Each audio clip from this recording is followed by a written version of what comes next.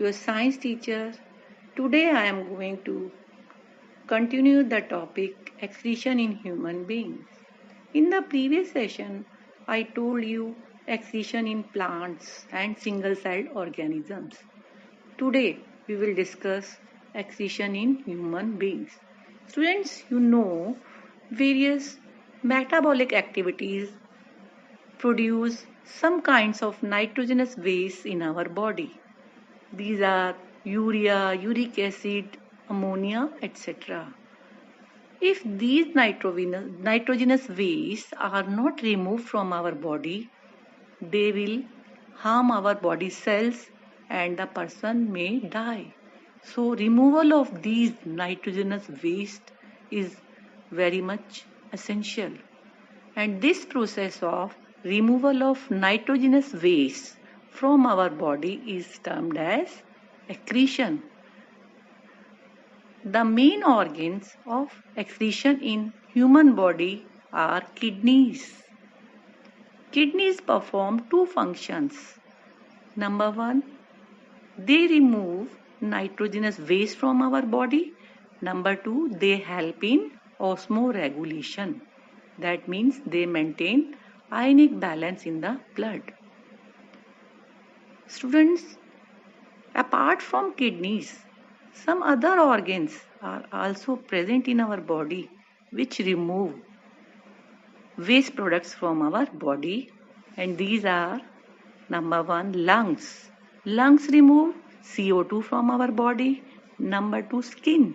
Skin removes some salts and a little bit of urea from our body in the form of sweat.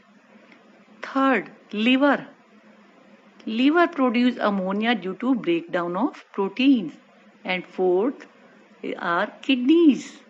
These are the main organs of excretion in our body. So today we will discuss first the structure of kidneys in our body, and then I will discuss the formation of urine by kidneys. So students, let us start the structure of urinary system in human body.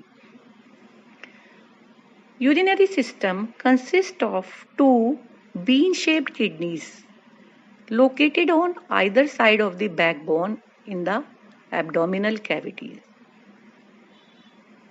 Left kidney is a little higher than the right kidney due to the presence of liver.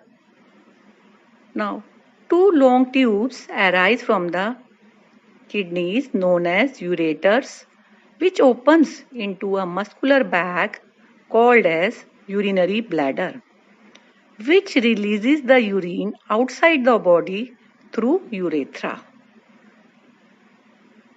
Now, how kidney filters the blood, how urine passes outside the body?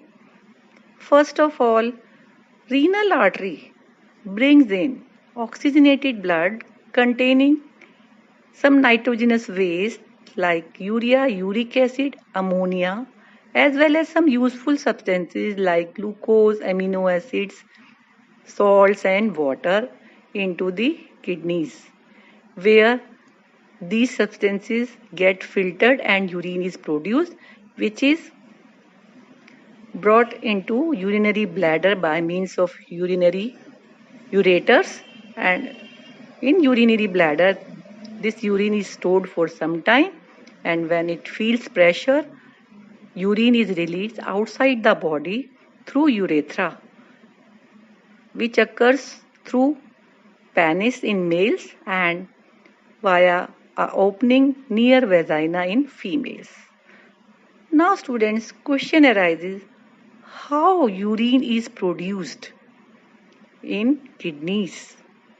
To understand this topic, we have to first understand the structure of functional unit of kidney. So students, each kidney has two regions, outer cortex and inner medulla. Cortex surrounds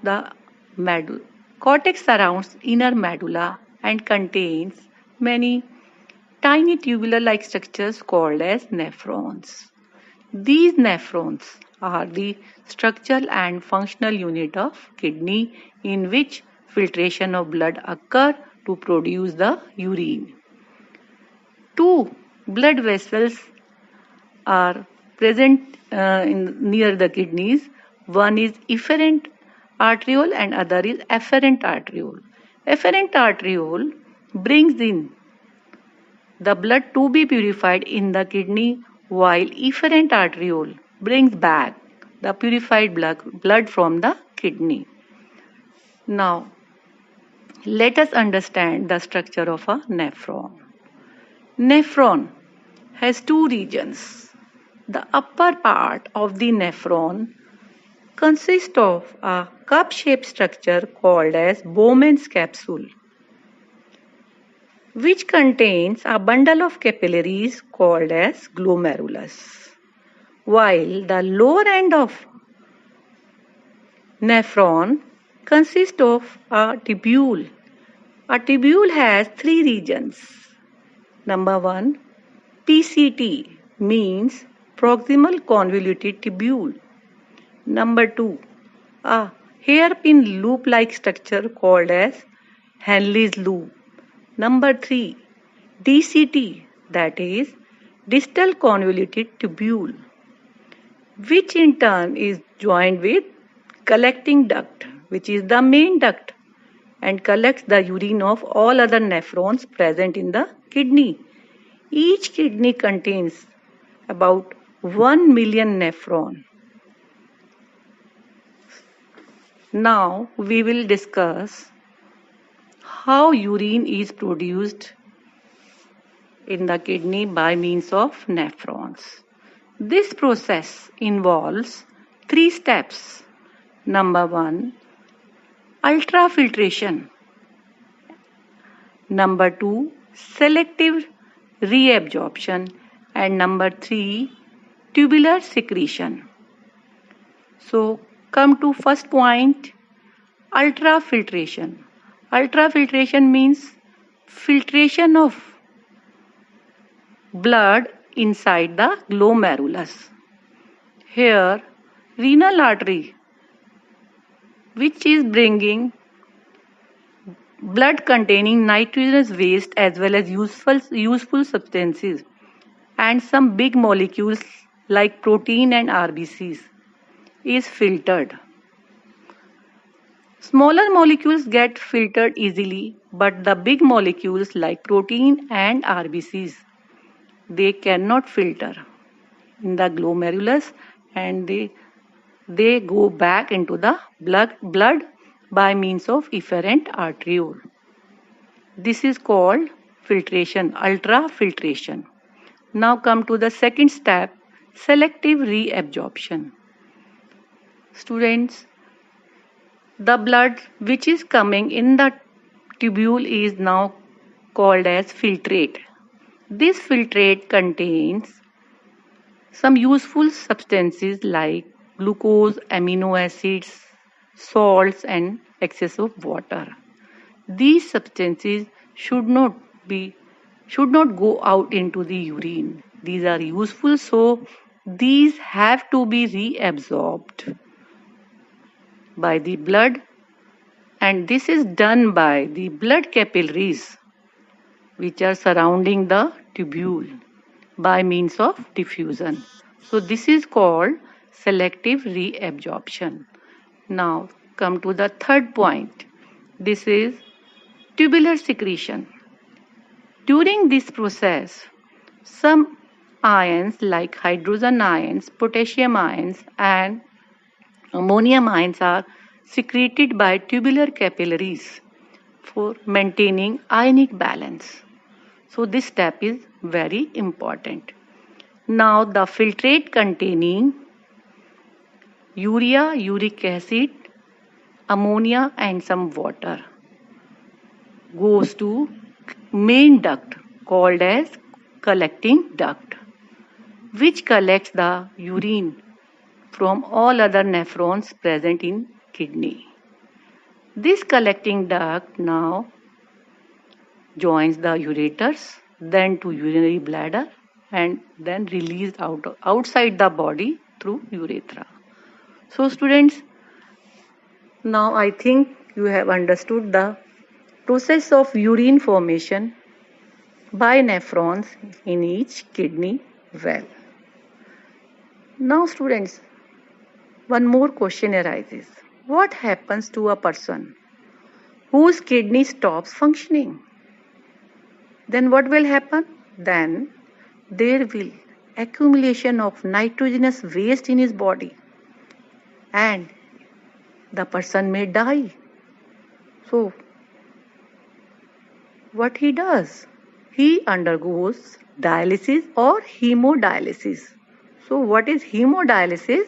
It is a procedure by which blood is purified by means of artificial kidney, and this is done in case of kidney failure. Now how this procedure is done? In this procedure, blood from the patient's arm is taken into a dialyzing machine consisting of a dialyzing solution which has the same concentration as that of the blood except urea. It also contains some semi-permeable tubules through which urea is diffused into the dialyzing solution and the purified blood is pumped back inside the patient's body.